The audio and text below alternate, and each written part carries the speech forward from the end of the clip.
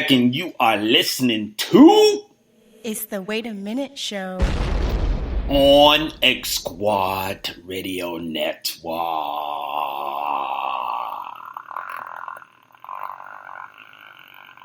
You know what that is? That's for a Clutch Conversation will know what that is. That's for my wrestling fans. The Ultimate Warrior, when he would talk, he would drag out a lot of words, and because I'm just so excited to be back. So warrior.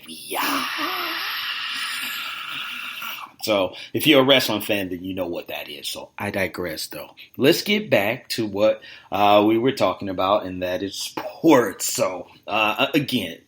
I've been off, ladies and gentlemen. It feels like I've been gone for about a year, so I'm ready to get back in here and get to swinging. So I'm sorry. But let's touch a little bit of NBA news. So we already know last week the whole CP3 and Russell Westbrook trade went down, moving Russell to Houston and moving CP3 to OKC. So at this point, there were rumors about that maybe CP3 was still on his way to another team. Oklahoma City might be looking at, finding him a landing spot that would be to his liking, because obviously with all the moves that Oklahoma City has made, they have definitely said, we're rebuilding. We have about 35 first-round draft picks. We got a lot of young guys. We gave away we traded away pretty much all of our assets, so we are starting over. And you got a guy in Chris Paul that's there. Obviously, that is not going to be a part of the rebuild when they get where it is that they want to be. So, will CP3 stay in OKC is the question. Will he end up playing the entire season there in Oklahoma City? So now reports are saying that they're kind of leaning towards this. They were going to try and move him out, and those talks have stalled, I guess, with teams. I don't know what really made the talk stall at this point, but I can only guess. I can only speak in my opinion. So here's what I think, is the whole situation.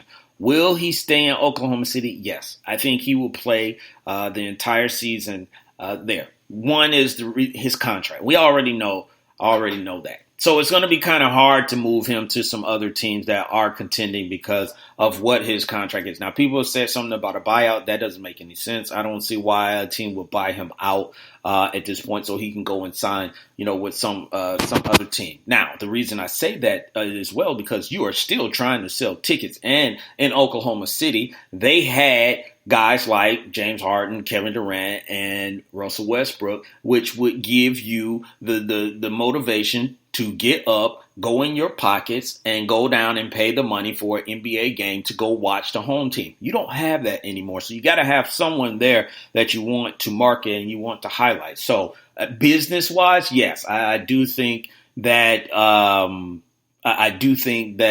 they'll keep them there, for that. The contract, like I said, I do think that will play, a part. And then the other thing that you're looking at, where could he really go at this point to be impactful on a team? A lot of with free agency, all those moves were made. Now, I'm not saying that they could not make a deal. Anything is possible. But what I'm saying is that with the free agency moves, these teams had already pretty much decided what they were going to do with who they wanted, how they were going to move forward, what their team was going to look like, what their philosophy, what their strategy would be. Now, season starts, anything could change, on that. But CP3 also has not shown the availability that I think a lot of teams would need. And the biggest thing is in the playoffs. Unfortunately, I don't know what it is about when the playoffs come where Chris Paul runs into these injuries. He had the hamstring, he had the other issue. I think he had a hand injury one time when he was with the Clippers. So it seems like it was always something that would impact him or keep him from, playing in a game. So, and this is why you don't get Chris Paul for the regular season. That's not that you're wasting your time. You're getting him because you're going to need him during the playoffs. You're going to need someone that's gritty. You're going to need someone that has some experience. He doesn't have, Western Conference. Well, he does have Western Conference. He doesn't have finals experience, but he has an abundance of playoff experience. And you want to have someone that's going to be smart handling the ball. And he provides that. But going back to the trade, why I think the Rockets really made this trade was the whole availability. They took a risk in the other things that Chris Paul brought to the team for the Rockets, and they traded that for the availability in Russell Westbrook being there during the times of a Game 6, of a Game 7, where these crazy injuries would happen to Chris Paul. So he'll be in OKC. He'll be the constant professional. Guys like Steven Adams, they're going to have a really good season because, look, you look at the players, the big men that Chris Paul has played with, okay? Tyson Chandler, guys, DeAndre Jordan, and recently Clint Capella. All these guys got paid. They got paid because of Chris Paul. So a guy like Steven Adams, he's going to benefit from this transaction or this trade personally, but they're going to end up losing a lot of games. So he will be there the entire season. So and I'm going to the Wait a Minute Show chat room a lot, so bear with me as I'm going through some of these comments. But let's see.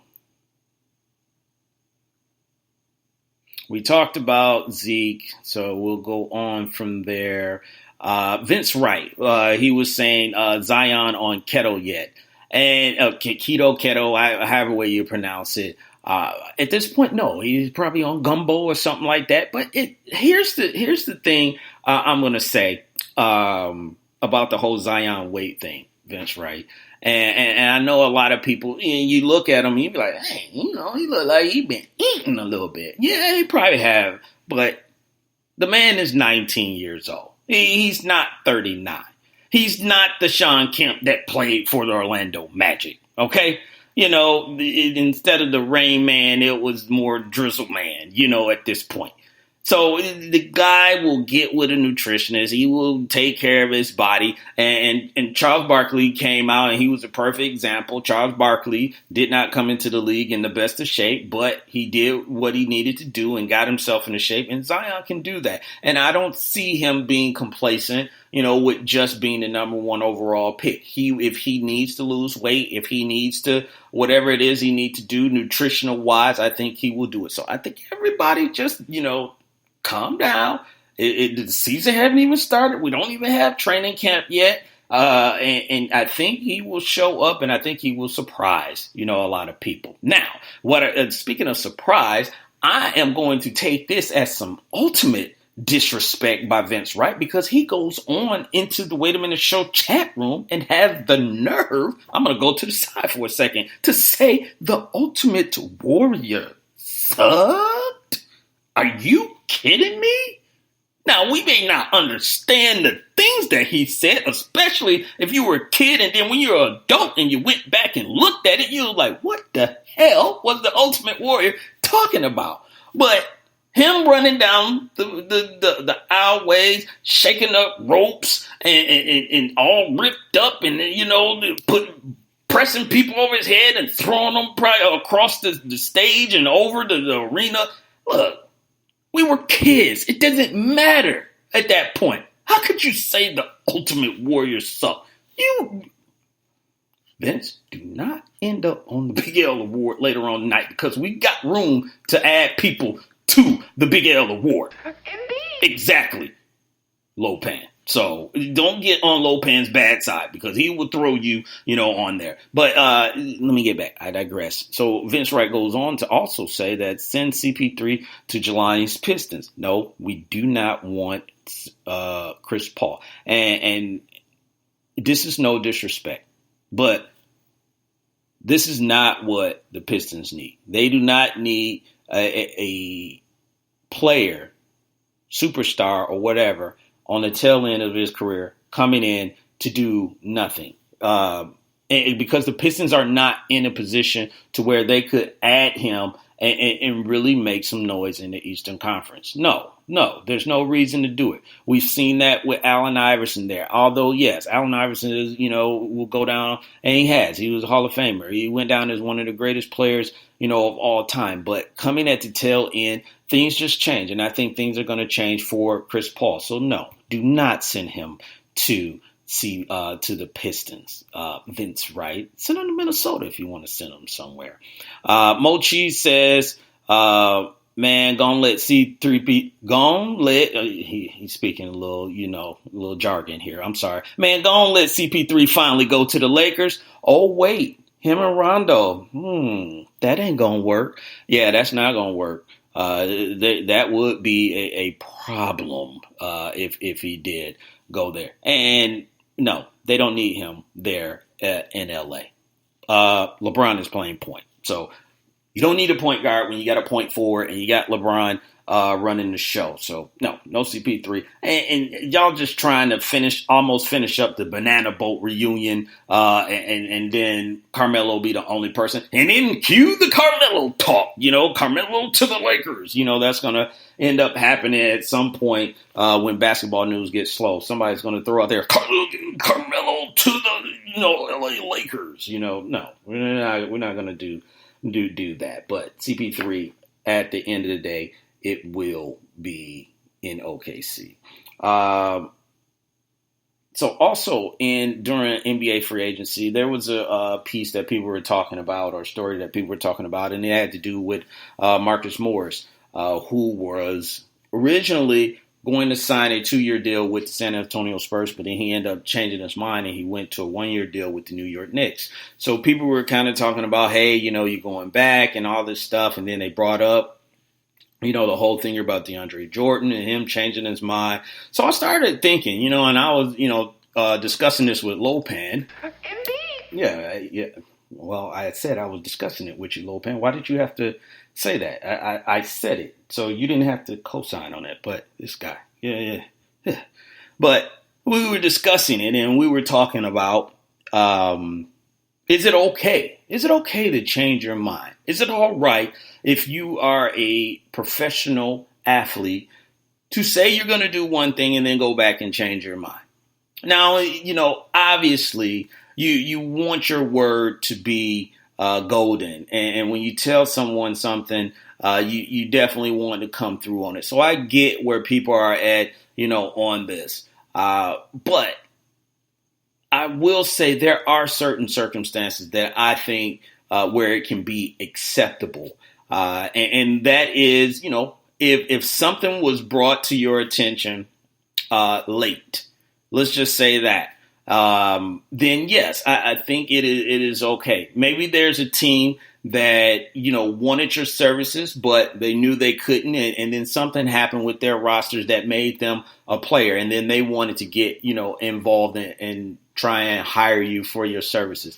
I get something like that. Where I have a problem with the player, if they're going to do something like this and then they change their mind, is if they're already pretty much wearing the jersey, you done probably been in the city seeing fans and all that stuff, and then you change your mind, then yes, I have a big problem, with that. But for things like in the NBA where you have a period where you can change your mind and you can get out of a deal, because it's basically a verbal commitment. It's not anything etched in stone or written in ink. Then I think that's still okay. Because you see players who sign deals or not sign deals, but wanting to sign deals or thought they were going to sign a deal, and then the franchise rescind the offer that they have, making them a free agent and deep off into free agency. And now they're looking for teams that they probably get paid less or maybe not the ideal team that they wanted to be on, and all the reasons are different. I'm not saying that the reasons are justified every time, but Quinn Cook was a guy. Warriors just said, you know what? We're not going to, offer you. Because